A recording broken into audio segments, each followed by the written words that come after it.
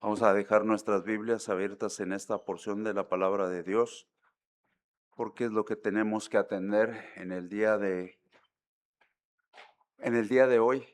Este es un día muy especial. Yo sé que todos los días son muy especiales, pero a mí me parece muy especial por todo lo que está sucediendo. Y pues ayer fueron 34 años, hoy comienza el año número 35. Hoy estamos aquí reunidos. Hoy está en la ciudad nuestro hermano pastor Marcos Mangas, y estamos preparándonos para que Dios nos use en las áreas donde quiera usarnos.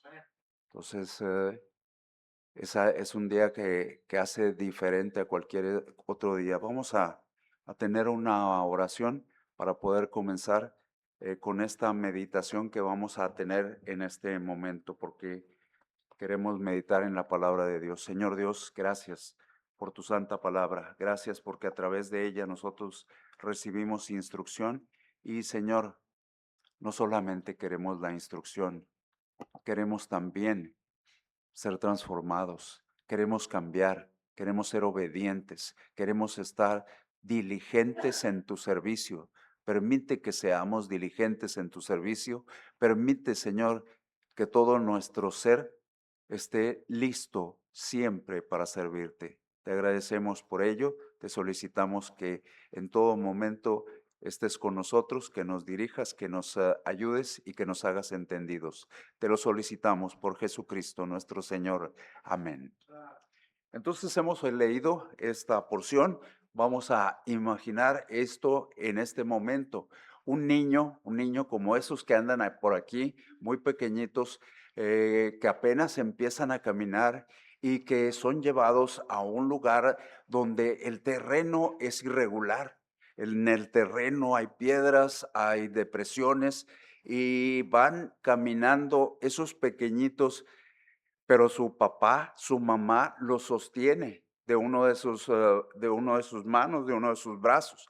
Entonces, ¿qué sucede? El niño va caminando tambaleante, pero el niño está seguro, la niña está segura. ¿Por qué? Piensa que va avanzando y piensa que lo va haciendo por sí mismo, pero lo que no se ha percatado es que avanza con firmeza porque alguien lo está sosteniendo. Alguien lo está sosteniendo.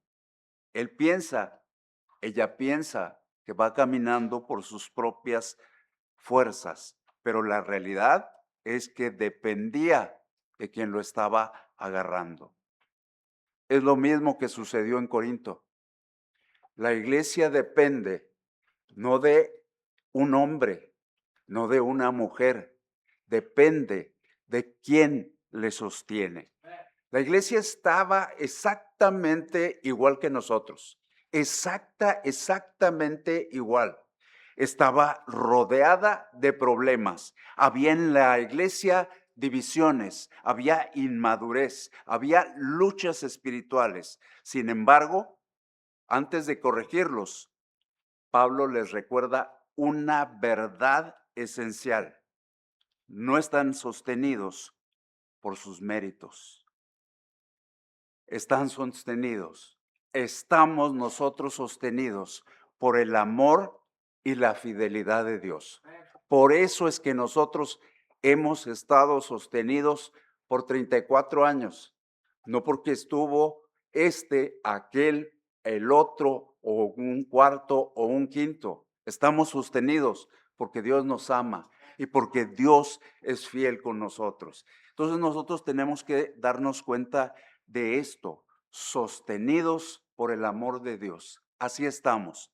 Y nosotros nos damos cuenta cuando nos ponemos a leer esto, tratamos de centralizar nuestro pensamiento en algo. Primero, ¿qué trató de decirles quien escribía a esos que estaban en la iglesia en Corinto? Trató de decirles una cosa: ustedes deben agradecer por el favor de Dios que se les ha otorgado. Dios a esta iglesia, la de Corinto, les ha otorgado un favor. Y además de decirles eso, les dice, quiero recordarles que ustedes espiritualmente son ricos, poseen no solamente a la persona de Jesucristo, sino todo lo que viene con ellos. Y les quiero asegurar, podríamos entender de parte del escritor, serán preservados porque Dios es fiel. Por eso serán preservados. Entonces nosotros tenemos que avanzar en este pensamiento. Cómo Dios nos demuestra a nosotros, la iglesia, que estamos sostenidos por su amor. ¿Cómo nos lo demuestra? En la lectura nos hemos dado cuenta, pero nos toca a nosotros ahora meditar en ello. Dios sostiene a la iglesia con su amor abundante, con las riquezas espirituales que nos ha dado y con su fidelidad que nunca falla. Si nosotros olvidamos eso, estamos faltos. Nosotros tenemos que estar atentos y nosotros preguntamos, ¿de qué maneras concretas vemos el amor de Dios en nuestras vidas? ¿De qué manera concreta el amor de Dios se ve sosteniendo nuestra vida? Nosotros recordamos, aquellos que hemos tenido la oportunidad de investigar, de indagar un poquito sobre esa iglesia, nos ha dado curiosidad. ¿Cómo estaba la iglesia? ¿Cómo era esa iglesia? Era una iglesia como muchas iglesias. Era una iglesia que estaba marcada por divisiones. Había carnalidad a todo lo que se puede. Había conflictos entre las personas, entre los miembros de la iglesia. Había problemas doctrinales. Y luego nos damos cuenta y nos sorprende a todos, que en medio de todo ese decaimiento, podríamos decir, en medio de todo ese decaimiento, el que escribe no comienza regañándolos. Comienza de una manera inesperada para nosotros. Antes de corregir los errores, les recuerda, ¿sabes lo que eres en Cristo? ¿Sabes lo que tienes de parte del Señor Jesucristo en tu vida? Esto para nosotros nos revela una gran verdad y tenemos que atender a esa verdad. La iglesia está por sin ningún lado, pero ¿sabes lo que eres en Cristo? Dios no define a los creyentes, a sus hijos, por sus fracasos. Define al creyente por su relación con Cristo. ¿Cómo está tu relación con Cristo? Eso es lo que nos define. Nosotros tenemos esta tendencia, tenemos la tendencia a olvidar las riquezas que poseemos, olvidar las riquezas que poseemos en Cristo Jesús y terminamos viviendo derrotados, abatidos, desanimados, llenos de temor. Por eso Dios, usando al escritor, los dirige hacia el punto donde debemos estar centrados, el amor de Dios por cada uno de nosotros. El amor de Dios, ahí es donde nosotros debemos estar centrados. Verdades importantes que debemos recordar siempre para recordar el amor divino. 3 cosas. 3 manifestaciones del amor de Dios que sostienen a la iglesia. ¿Cuáles son? 1, el amor de Dios nos llamó. 2, el amor de Dios nos enriqueció. 3, el amor de Dios nos sostiene. Esto es lo que nosotros nunca debemos olvidar. Vayamos a tratar de ver el primero. Vamos a los versículos 1 al 4. A ver si Dios permite que esto se dé. Dice Pablo, llamado a ser apóstol de Jesucristo, por la voluntad de Dios, y el hermano Sóstenes, a la iglesia de Dios que está en Corinto, a los santificados en Cristo Jesús, llamados a ser santos con todos los que en cualquier lugar invocan el nombre de nuestro Señor Jesucristo, Señor de ellos y nuestro. Gracia y paz a vosotros de Dios nuestro Padre y del Señor Jesucristo. Gracias doy a Dios siempre por vosotros, por la gracia de Dios que os fue dada en Cristo Jesús. Qué sorprendente el inicio de esta carta, qué impresionante, porque dice el amor que nos llama, porque nosotros tratamos de analizar lo que vemos en estos versículos y los que más nos llama la atención es ¿por qué recibir yo eso? ¿Por qué recibí cada una de las cosas que dicen aquí? Uno, porque Dios nos ama, porque en su voluntad Él nos hizo un llamado. ¿Cuál fue el llamado que nos hizo? Pertenecer a Cristo. Y nosotros aceptamos el llamado que nos está haciendo. Él dijo, llamado, el escritor, llamado a ser apóstol de Jesucristo por la voluntad de Dios. Y luego eso lo tiene claro. Lo que Él está haciendo no es por Él mismo, lo está haciendo por Dios. Nosotros esto luego nos lo hace llegar a nosotros como iglesia. Se lo extendió a los corintios el escritor, pero ahora Dios quiere que nosotros lo entendamos. Dice, santificados en Cristo Jesús, llamados a ser santo. Eso es lo que dice, creo que el versículo 2.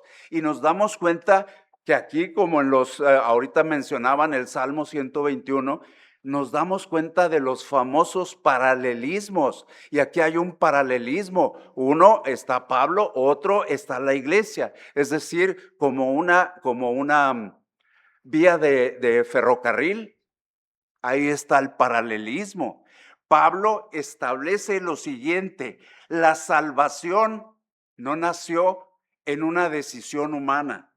Participamos en esa decisión divina, pero el propósito fue de Dios, el buscarnos fue de Dios. Nosotros estamos participando en ello. Tenemos que hacer una afirmación clara. ¿Quién de nosotros merecía la salvación? Eso es una pregunta, pero nadie de nosotros se merecía la salvación. Nadie era lo suficientemente sincero para buscar la salvación. Si hay aquí una excepción, pido disculpas. Pero creo que nadie estábamos a nivel de Dios ni a nivel de Jesucristo. Dios tomó la iniciativa y lo declara claramente. Juan 15:16, si me ayudan. Juan 15:16. Adrián. No me elegisteis vosotros a mí, sino que yo los elegí a vosotros, y yo os he puesto para que vayáis y llevéis un fruto, y vuestro fruto permanezca, para que todo lo que pediréis al Padre en mi nombre, Él os lo dé. Leyó Adrián y leyó bien. No me elegisteis ustedes a mí, yo los elegí a ustedes. Eso es lo que está diciendo. Y nosotros tenemos que entender que esto no solamente está aquí, dicho por Jesucristo, sino más hacia adelante nosotros encontraremos lo mismo, exactamente lo mismo. Segunda epístola a Timoteo, capítulo 1, versículo 9, César. Segunda epístola a Timoteo, capítulo 1, versículo 9. Segunda Timoteo 1:9. Si Dios dice mentiras, ustedes me avisan. Que nos salvó y a muchos llamamientos santos, no conforme a nuestras obras, sino según el propósito suyo, y la gracia que nos fue dada antes de los tiempos de los siglos. Entonces nosotros nos ponemos, porque hace un instante afirmábamos y preguntábamos, primero preguntamos y luego afirmamos, ¿quién se merecía la salvación? Y nosotros acabamos de leer, César acaba de leer, nos salvó y llamó con llamamiento santo, no conforme a nuestras obras. ¿Qué tienes que no hayas recibido? ¿Qué tienes de lo cual puedas ufanarte? ¿Qué tienes para merecer la salvación? No tenemos absolutamente nada para merecer que Dios se haya fijado en nosotros. Lo que tenemos es su amor. Eso es lo que nosotros tenemos. Y esto tiene unas implicaciones muy profundas. Nos damos cuenta que fuimos llamados a la salvación. Por ser llamados a la salvación, no podemos caminar. Cuando nosotros evaluamos los poquitos pasajes que hemos evaluado, no podemos sentirnos arrogantes, soberbios, orgullosos. Realmente, cuando nosotros comprendemos esto, nos damos cuenta, fue Él el que hizo todo. Nos sorprendimos mucho la vez pasada cuando se paró aquí un jovencito y nos dijo, es que la salvación es por obras. Y ya nos íbamos a desgarrar las vestiduras todos. Pero por las obras de Jesucristo, dijo. Eso fue lo sorprendente, por las obras, por lo que Jesucristo hizo. Entonces, ¿cómo deberíamos caminar? Dijimos, con arrogancia no, con soberbia no, con asombro. ¿Por qué yo? ¿Por qué a mí me ofreciste la salvación? Con agradecimiento para con Dios, con agradecimiento para con Jesucristo. Aquí nosotros vamos a encontrar una firmeza, un ancla de la cual nosotros tenemos que tomarnos. Le pertenecemos a Cristo. Le pertenecemos a Cristo y nosotros descansamos en eso. Descansamos en que Él fue fiel y nosotros estamos tratando de imitarlo. Dice la primera a los tesalonicenses, voy para allá, ¿verdad? 5:24. La hermana Marta ya casi lo tiene. 5:24. No, ok, Roberto. Ahí te lo presta Laura. Primera a los tesalonicenses 5:24. Bueno, el quien sea, léalo.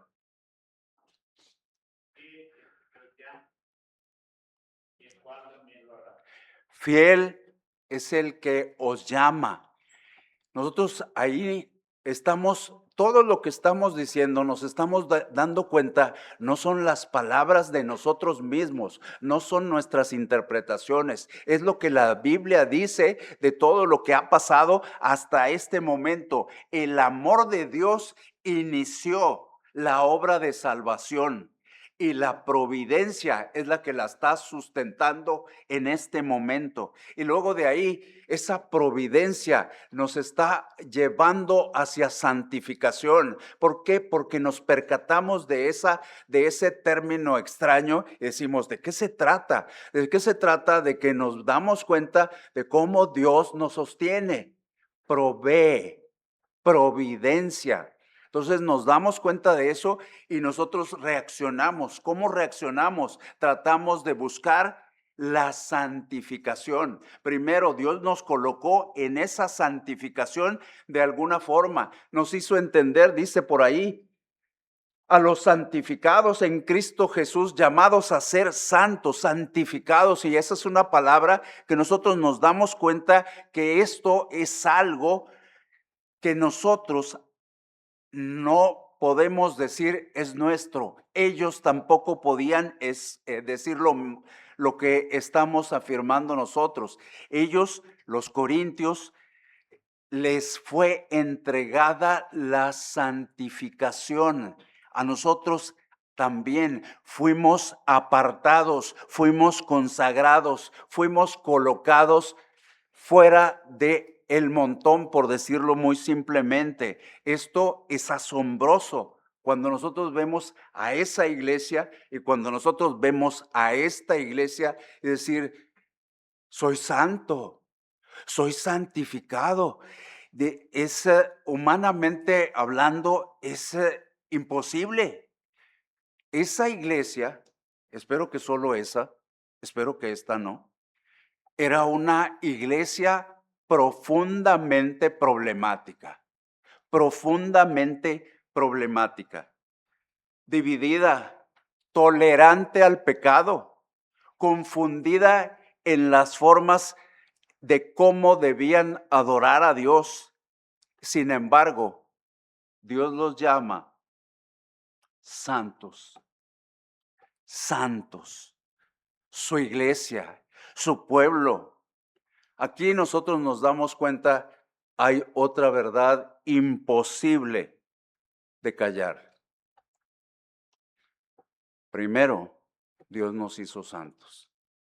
Después nosotros tenemos que caminar en santidad, en el día a día, la santidad práctica.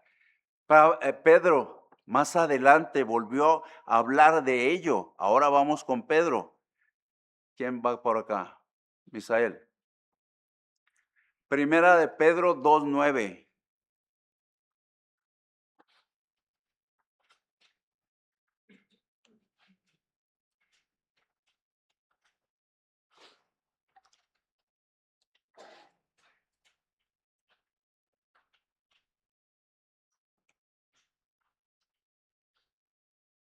Mas vosotros sois linaje escogido, real sacerdocio, nación santa, pueblo adquirido por Dios, para que anuncies las virtudes de Cristo y amor de las virtudes de Jesús admirado. Aquí lo que nos sorprende es que no dice que llegaremos a ser una nación santa. Dice que somos nación santa, mas vosotros sois, ya somos, no llegaremos a ser, somos. Es una realidad presente, fundamentada en lo que Cristo hizo en la cruz. Y esto no nos da licencia, no nos da permiso a vivir como se nos pega la gana, no nos da permiso a vivir en pecado. Esto es la más poderosa, el más poderoso impulso para la santidad. El estar colocados en esa posición. El creyente, nosotros los creyentes no hacemos las cosas correctas para ganar un lugar ante Dios, sino porque tenemos ese lugar ante Dios, es porque hacemos las cosas. Y nosotros recordamos este pasaje bíblico. Así que si alguno está en Cristo, nueva criatura es. Nueva criatura es. Las cosas viejas pasaron. He aquí, todas son hechas nuevas. El Señor Jesucristo nos separó y nos está pidiendo santidad en cada momento de nuestra vida. ¿Qué hizo la salvación? Nos incorporó a una familia, la familia de Dios. Pablo dirige un saludo a todos. Dice la parte final, llamados a ser santos con todos los que en cualquier lugar invocan el nombre de nuestro Señor Jesucristo, Señor de ellos y nuestro. Estamos incorporados, somos parte de una comunidad, somos parte de los hijos de Dios.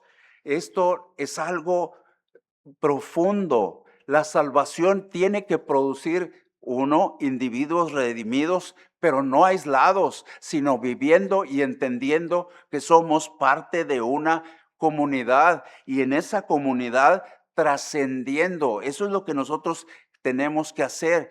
Hemos fallado. ¿Por qué? Porque hemos reducido la salvación a una experiencia personal, íntima, y nos hemos desvinculado de la comunidad. No debemos desvincularnos de la comunidad. Aquí está bien claro. es importante la comunidad, el Espíritu Santo, porque por un solo Espíritu fuimos todos bautizados en un cuerpo, sean judíos o griegos, sean esclavos o libres. Vamos a encontrar creyentes de todo en todos lados y tenemos que identificarnos con ellos, tenemos que identificarnos con quienes atienden a la Biblia como única norma de fe y práctica, quienes atienden a la Biblia, porque también tenemos que tener cuidado en lo que se está viviendo en la actualidad. Se están viviendo muchos pensamientos. La familia se construye por su afinidad a la Escritura. La construye también el llamado común de Dios. Y nosotros recordamos Salmo 133, mirad cuán bueno y cuán delicioso es habitar los hermanos juntos en armonía. Pablo más adelante lo ratificó. Vamos por favor, Efesios 2:16. Efesios 2:16. El cualquiera que lo tenga. Y mediante la cruz reconciliar con Dios a ambos en un solo cuerpo, matando en ella las enemistades. Reconciliar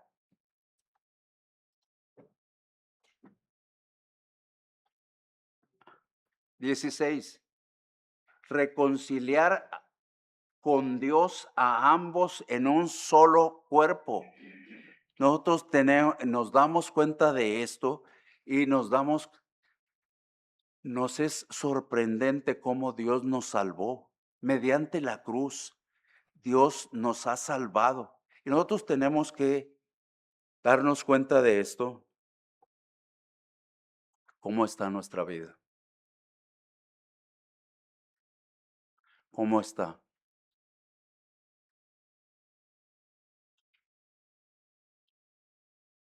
Estamos arrastrando el peso de la culpa. Estamos arrastrando el peso del fracaso espiritual. Ayer oíamos que hay algo que nos detiene. ¿Será eso? Estamos convencidos de que el lugar que tenemos ante Dios depende de nuestro rendimiento. Eso es una mala concepción. Nuestro lugar ante Dios es que dependemos de nuestra relación con Cristo. Dependemos de nuestra relación con Cristo y nosotros tenemos que darnos cuenta de que eso es lo que nosotros tenemos que alimentar, nuestra relación con Cristo. El amor nos salvó, el amor de Dios nos buscó y nos salvó, pero también ese amor nos enriquece. Versículos 5 al 7, de donde iniciamos. Dice, porque en todas las cosas fuisteis enriquecidos en él, en toda palabra y en toda ciencia. Y es hasta el 7, pero solo voy a leer esa parte.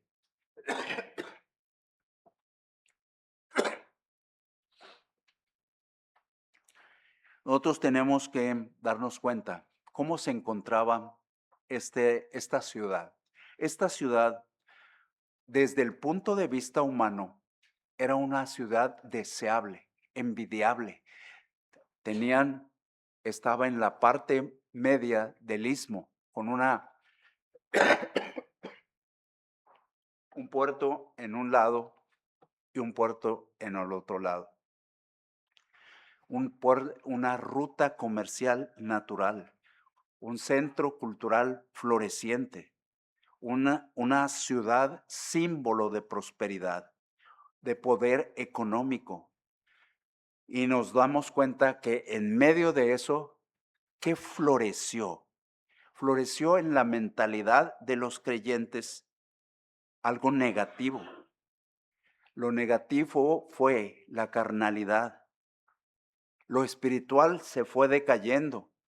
Había en ellos un distanciamiento de las cosas espirituales. Y nosotros tenemos que recordar lo que Dios enseña a través del escritor.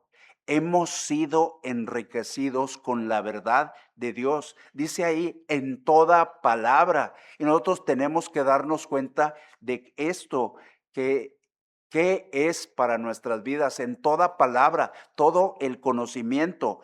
Y eso es importante porque no se trata del conocimiento que ellos apreciaban. Ellos están en la cultura griega, un tiempo de filosofía, un tiempo de retórica, un tiempo de muchas cosas, pero no se trata de eso. Dios no dejó a la iglesia navegando a ciegas. Dios le entregó a la iglesia su palabra y nosotros tenemos que darnos cuenta porque recordamos, lámpara es a mis pies tu palabra y lumbrera a mi camino. Pablo también lo afirmó más adelante. Lo vimos recientemente. Toda la escritura es inspirada por Dios y útil para enseñar, para redarguir, para corregir, para instruir en justicia. Pero nosotros tenemos que afirmar esto con convicción. Nosotros tenemos que estar realmente convencidos de esto. La mayor pobreza espiritual no consiste en carecer de recursos económicos, sino en carecer de la verdad. Es una tristeza estar aquí y carecer de la verdad.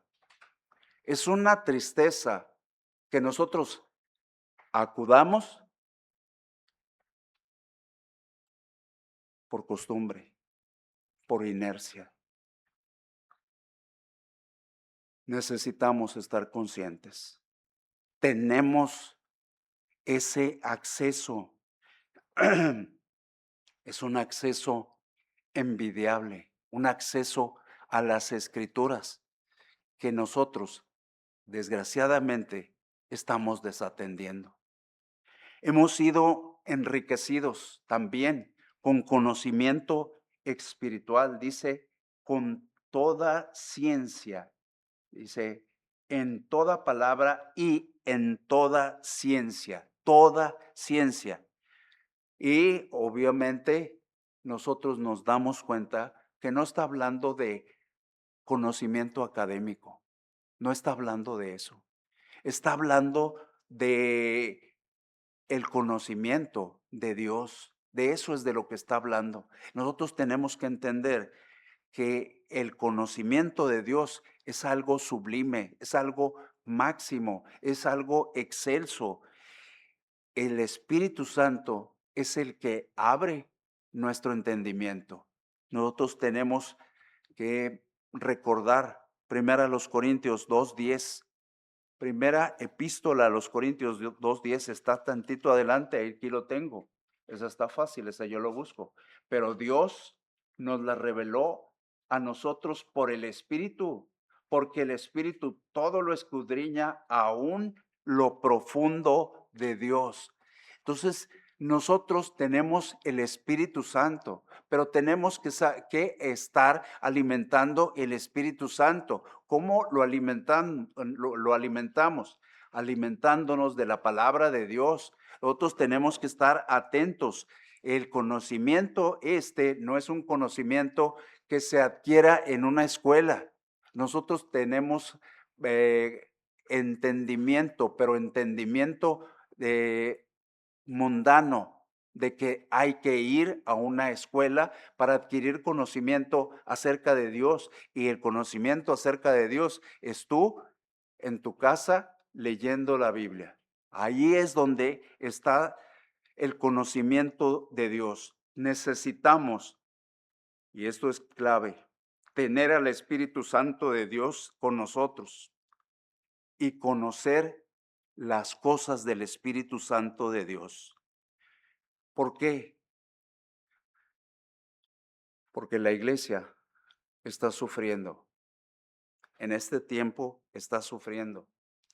Está sufriendo porque hay vientos de doctrinas, hay errores doctrinales que se están entrometiendo en la iglesia.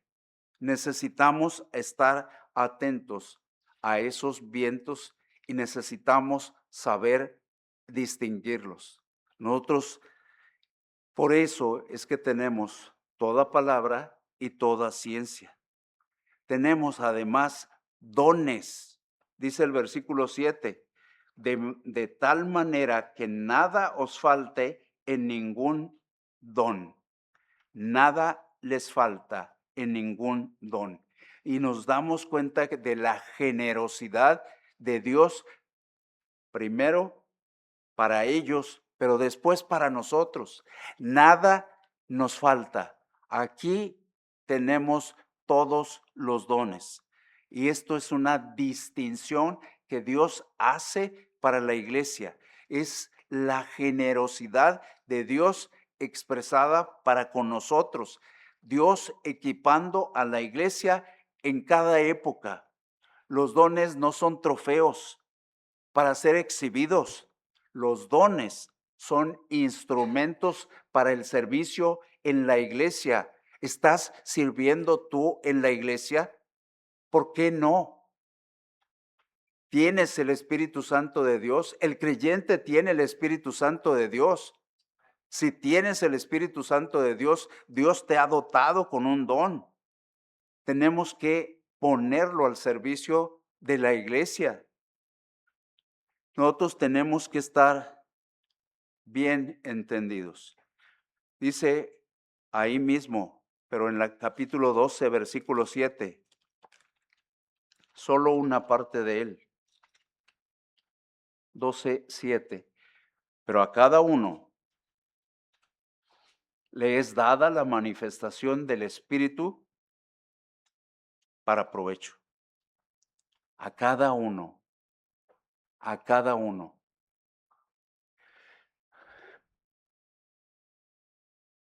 Aquí tenemos que recordar, desgraciadamente,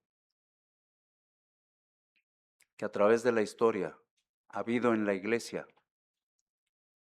gente que no es parte de la iglesia. Y vemos uno, y vemos otros, y vemos nombres en el Nuevo Testamento. Más sorprendente es Demas,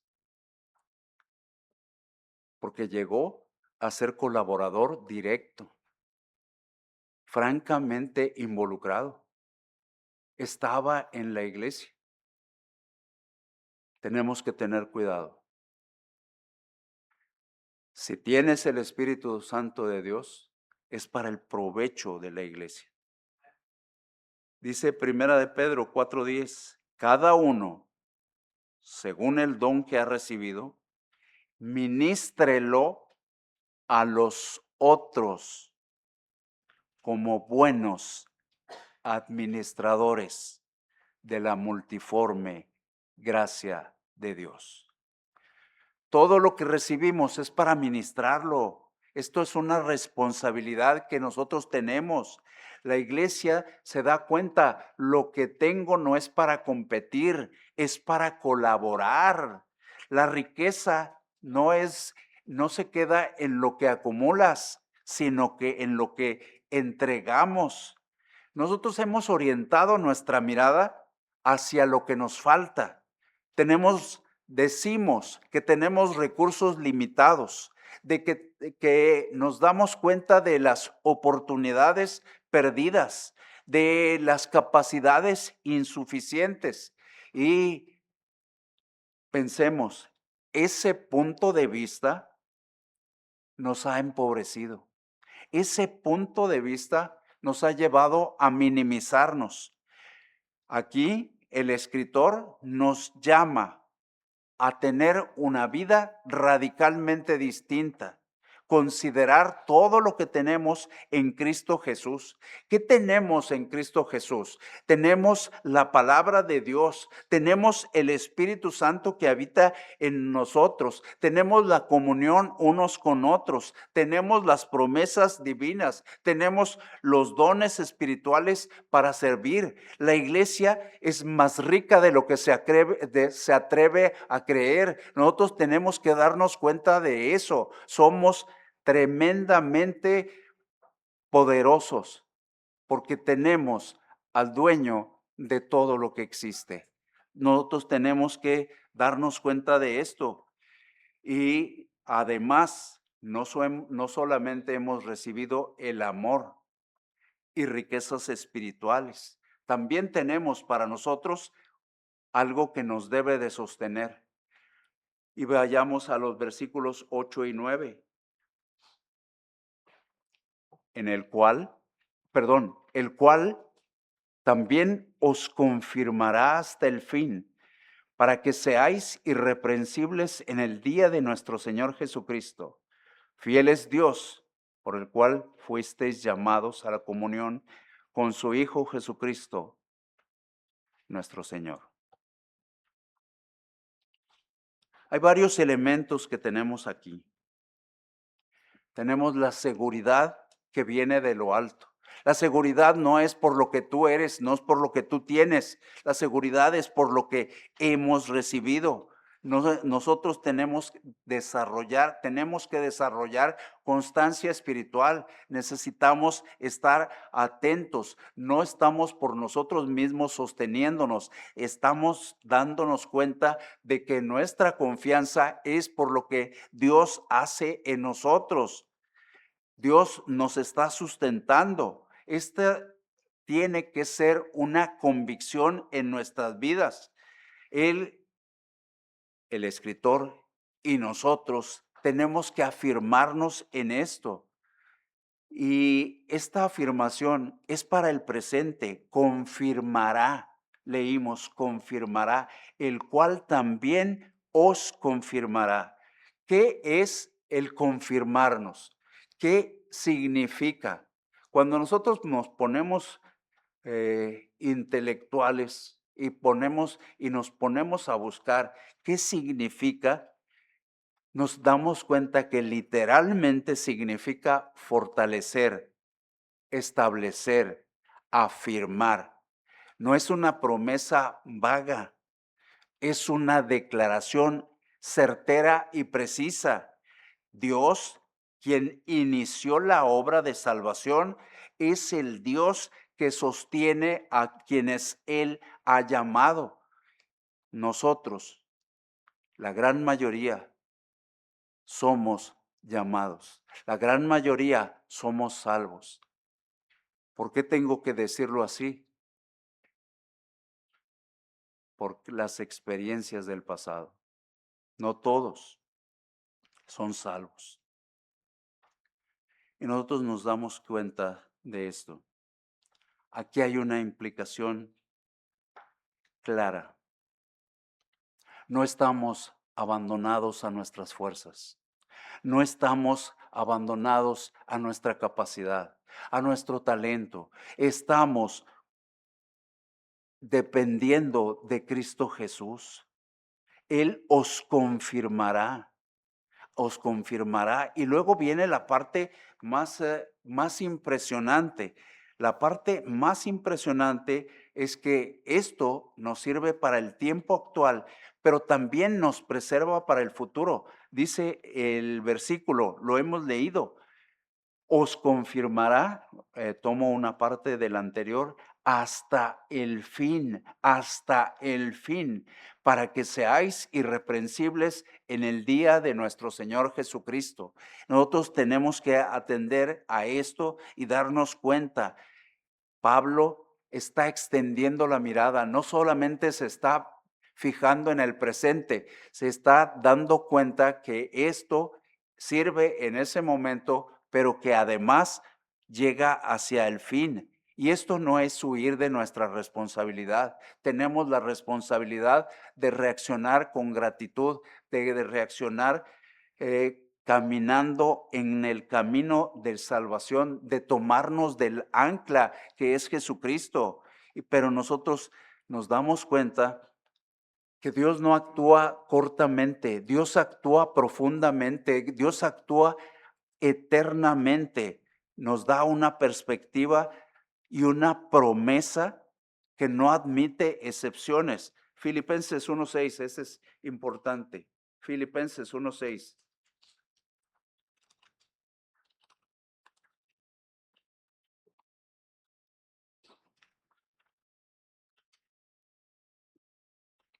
Estando persuadido de esto, que el que comenzó en vosotros la buena obra, la perfeccionará hasta el día de Jesucristo. El que comenzó la obra en vosotros. ¿Qué nos está diciendo a nosotros este versículo? Dios no abandona un proyecto. Dios no abandona lo que inició. Dios está siempre presente. Dios nos está diciendo, todavía no he terminado contigo. Todavía continúo. Lo que Él inició en la cruz, lo va a consumar en la gloria. Y Él lo enfatizó, lo garantizó con sus palabras. Juan 10:28, Juan 10:28. Y yo les doy vida eterna y no perecerán jamás, ni nadie las arrebatará de mi mano. Certeza, seguridad. Y nosotros nos damos cuenta de que esa certeza y esa seguridad no descansan en nosotros. Descansa en el hecho de que Dios permanece fiel a su pacto. Fiel es Dios. Dicen las 3 primeras palabras del versículo 9. Ahí es donde descansa nuestra seguridad. Ahí, 3 palabras que lo sostienen todo. No dijo el escritor, no escribió, la iglesia de Corinto es una iglesia fuerte, la iglesia de Corinto es una iglesia fiel, la iglesia de Corinto tiene planes, la iglesia de Corinto tiene futuro. No, él dijo, fiel es Dios, no la iglesia. La fidelidad no está condicionada a lo que tú haces, no está erosionada por el fracaso humano. Segunda de Timoteo 2:13. Ismael.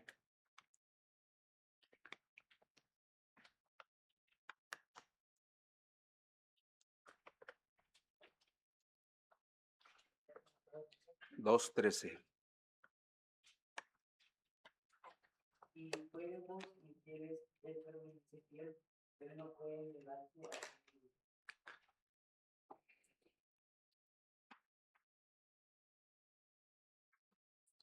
¿Qué más podemos decir?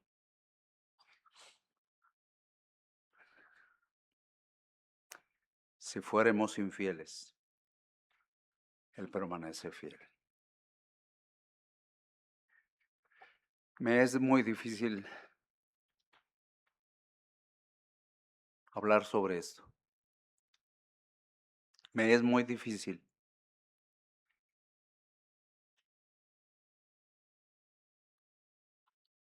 Porque me doy cuenta de que he sido infiel. De que no he alcanzado el propósito de Dios para mi vida. Pero Dios es fiel. Dios es fiel. Y Dios no depende de nuestra respuesta.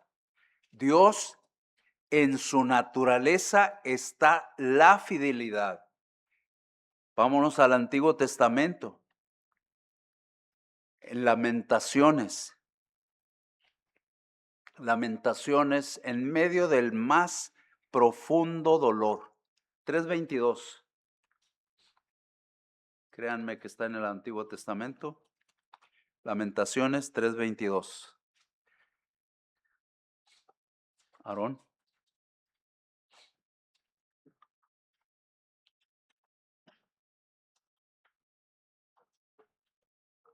3:22. Por la misericordia de Jehová no hemos sido consumidos, porque nunca decayeron sus misericordias. Ahí está. Por las misericordias del Señor es que no hemos sido consumidos. Por sus misericordias es que nosotros estamos aquí. Todo lo que tenemos es por la misericordia de Él. Si fuese por nuestros méritos, estaríamos perdidos. La esperanza cristiana descansa en última instancia en un fundamento que no se mueve. Dios es fiel. Nosotros vamos a enfrentar pruebas, vamos a enfrentar luchas espirituales, vamos a enfrentar momentos de profunda debilidad, vamos a enfrentar tentaciones peligrosas, pecados evidentes, desesperanzas silenciosas. Y lo más terrible, vamos a creer que Dios nos ha soltado de su mano. Ahí es donde debemos recordar que Dios es fiel. Dios es fiel. El amor divino no abandona a los suyos. Ni al principio, ni a la mitad del camino, y mucho menos al término del camino. El mismo Dios que sostuvo a la iglesia de Corinto es el Dios que nosotros tenemos.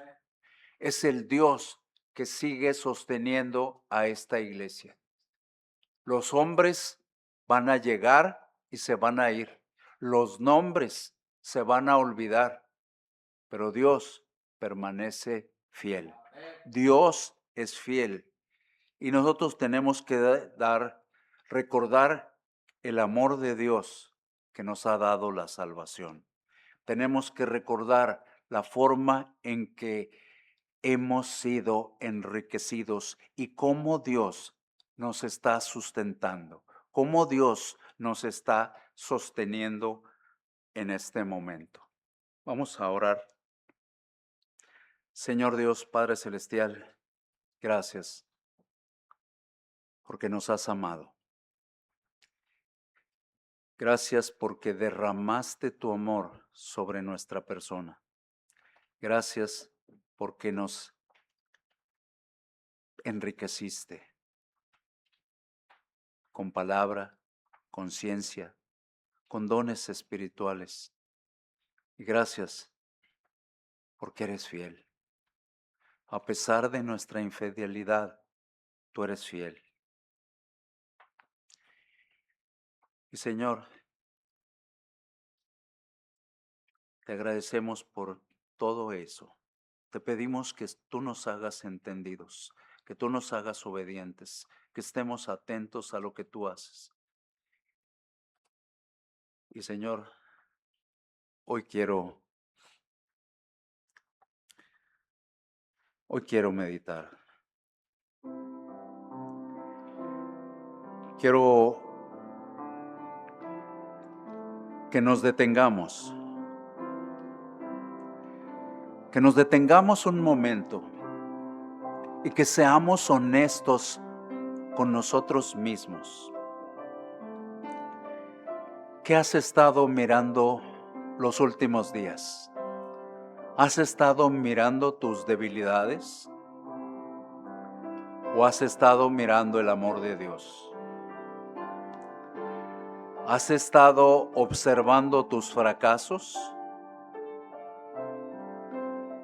De tal forma que minimizan lo que Dios hizo. Han sido tan ruidosos los obstáculos, tan ruidosas las pruebas, que ya no escuchas la voz del que prometió no abandonarte jamás.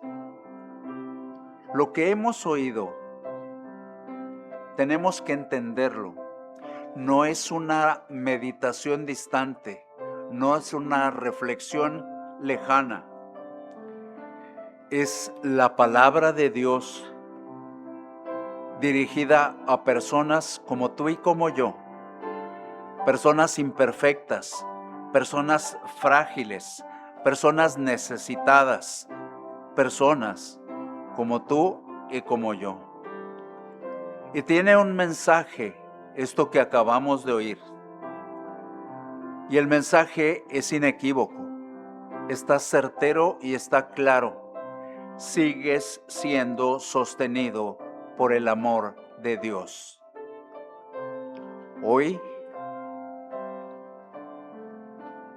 te das cuenta de eso, nos damos cuenta de eso. Y necesitamos reaccionar, necesitamos tomar una decisión, seguir detenidos o avanzar sostenidos en el amor de Dios. Es tiempo de mostrar nuestra gratitud, es tiempo de mostrar nuestro asombro, es tiempo de tomarnos del ancla que es Jesucristo. Has recibido muchas bendiciones. Necesito reconocer delante de Dios que su favor ha sido más grande que mi ingratitud. Necesito reconocerlo y me permito, si tú quieres reconocerlo, hazlo también. Si tú reconoces que el favor de Dios ha sido más grande que tu ingratitud, exprésaselo. Dile esto. Ven con arrepentimiento. Posiblemente el camino te ha llevado lejos de Él. El camino de la vida secular, el camino de tu vida diaria te ha llevado lejos de Él. Pero te digo, no hay distancia que la misericordia divina no pueda cubrir. No hay caída tan profunda que su amor no alcance. Ven con confianza, ven con agradecimiento. Si en este momento estás atravesando una prueba que te está llevando al límite, el Dios que fue fiel con la iglesia de Corinto es el mismo Dios que está contigo hoy. Y si aún no has entregado tu vida a Cristo, hoy es tu día. Dios te conoce. Dios sabe que realmente no le has recibido. Dios sabe que estás muerto en delitos y pecados. Reconócelo, arrepiéntete, confía en Jesucristo. Él te está esperando. Dios es fiel. No porque lo merezcas, porque Él es fiel y misericordioso. Vengamos a Él. Él te está esperando.